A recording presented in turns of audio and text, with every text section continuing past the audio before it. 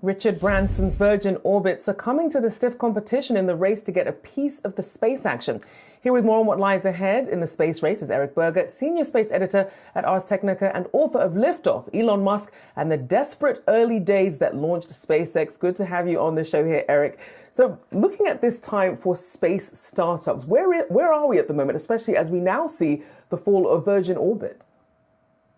Yeah, we're kind of at a perilous time for space startups because for a long time with low interest rates, they've been living with basically free money.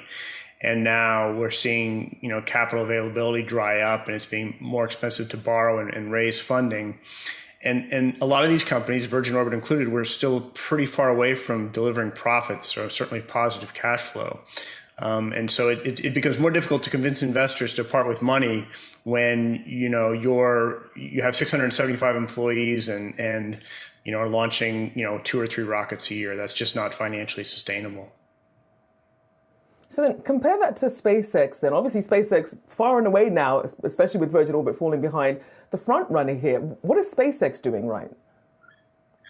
Well, SpaceX has a rocket that can fly 60 or 100 times a year with the Falcon 9. And they've gone and made it reusable. And so they can just fly much more frequently and at a lower cost than all of their competitors in the United States and abroad. And a couple of years ago, they did something that really hurt companies like Virgin Orbit and to a lesser extent Rocket Lab and other small launch companies. They started these so-called transporter missions, which they fly about 3 times a year, where they pack a bunch of small satellites, so maybe several dozen small satellites into the Falcon 9 and launch them all at the same time. This is called a rideshare mission. And so whereas 2 or 3 of these satellites might have gone on Virgin Orbit's Launcher 1 rocket to a dedicated orbit, they ride for like a fifth of the price or something like that on the Falcon 9. And it just really undercuts the business model of a company like Virgin Orbit. There just was not the payloads there to sustain their business, even if they could have gotten their Launcher 1 vehicle flying more frequently. And even when it comes to public-private partnerships, I mean, obviously we're seeing a lot of these billionaires controlling appearing to control the space race. Does that change the dynamic of where the space race goes when you do have just a few parties able to make some of these moves?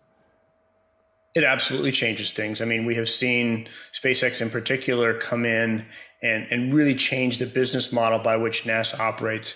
15 years ago, they largely did space contracting by cost plus contracts. They would award a Northrop or a Boeing or a Lockheed a certain contract to develop a rocket or a spacecraft, and they say, we'll pay you all of your costs plus 10%. SpaceX has come in and said that, wanted these fixed price contracts and say, we'll get a fixed amount from you, like $2 billion to develop the spacecraft. And if we develop for less, we keep the profit. If we develop it for more, we eat that, but you get a firm fixed price. And NASA has gone to this model of purchasing services largely because of the success of SpaceX. And it's really the rest of the industry has had to adjust to that, and it's been a painful process. So then as NASA prepares to return to the moon here, how much different is the space they're in? Not literally, but figuratively, the space that they're entering now, given how much has changed with the private and the startup market for space travel? It's a big difference, and we can really see that transition happening. Last year NASA launched the Artemis 1 mission. There was this big space launch system rocket and the Orion spacecraft.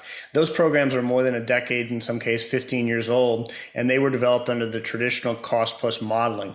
But everything else is part of the Artemis program. The Starship lunar lander SpaceX is building, the space suits, the Gateway contract, space station in lunar orbit, all of those elements are largely being developed under these fixed price contracts. And that's and through a services based model that I just talked about. And that's really probably how NASA is going to move going forward. And this is a huge difference than the Apollo program, which was largely done by a few contractors and entirely US based enterprise. The Artemis program is very much international. We saw that this week with the announcement of a Canadian astronaut flying on the Artemis 2 mission around the moon.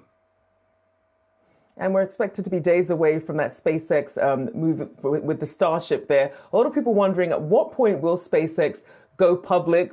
What are your thoughts on that and what that could really do for the space investment industry?